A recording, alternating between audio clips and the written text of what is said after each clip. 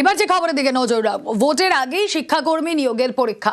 School শিক্ষা দপ্তরের প্রস্তাবে অনুমোদন নবান্নের। ভোটের আগেই স্কুলে গ্রুপ সি গ্রুপ ডি নিয়োগ পরীক্ষা।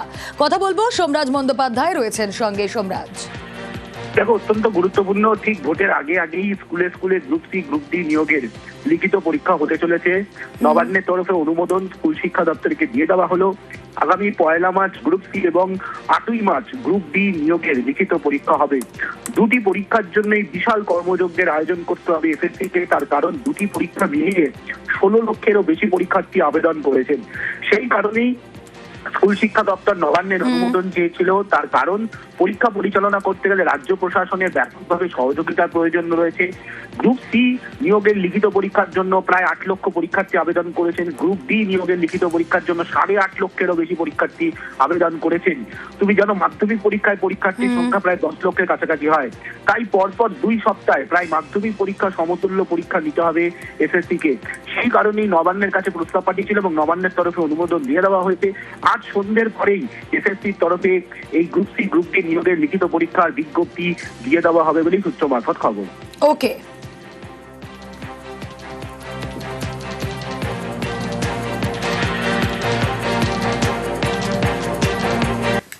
কিনারের দিকে নজর রাখি। সোনার দোকানে ডাকাতি, আটক 3 জন। আগ্নেয়াস্ত্র দেখিয়ে সোনার দোকানে লুটপাটের পর বোমাবাজি করতে করতে চম্পট। 7 থেকে 8 জনের দুষ্কৃতী দলের হামলার অভিযোগ। কয়েক কোটি সোনার গয়না লুটের অভিযোগ।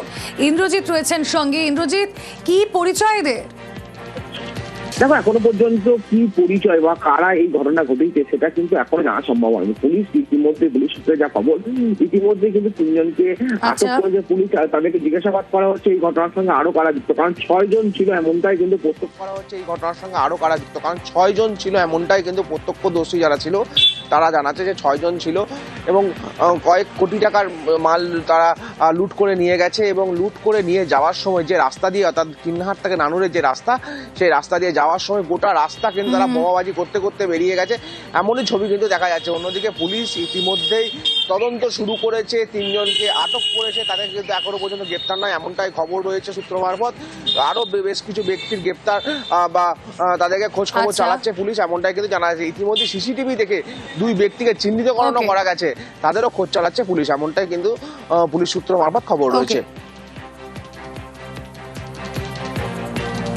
আমাদের স্বর্ণ ব্যবসায়ীদের একদম নিরাপত্তা নিয়ে ভুগছি। আমাদের কি আছে আজকে যে আমাদের এই যে এত বড় একটা ডাকাতি হয়ে গেল, এই যে এটা কে দেবে আমাদেরকে, নিরাপত্তাটা কে দেবে? আমরা কোথায় যাব? পুলিশ প্রশাসন সেটাও একটু সজাগ চোখে জিনিসটা দেখুক, যাতে আমরা বিচারটা পাই। পরবর্তীকালে আজকে একটা দোকান হয়েছে, কালকে এটা যদি কোনো বিচার না হয় তাহলে আরও দোকানে হবে। তাহলে আমরা কীভাবে সোনার ব্যবসাটা চালাবো? সন্দেহ বলতে কোনো কিছু নেই আমাদের। কিনা ব্যবসায়ী মহল প্রচণ্ড আতঙ্কিত, তথা গোটা কিনার এলাকাবাসীও প্রচণ্ড আতঙ্কিত হয়ে আছে।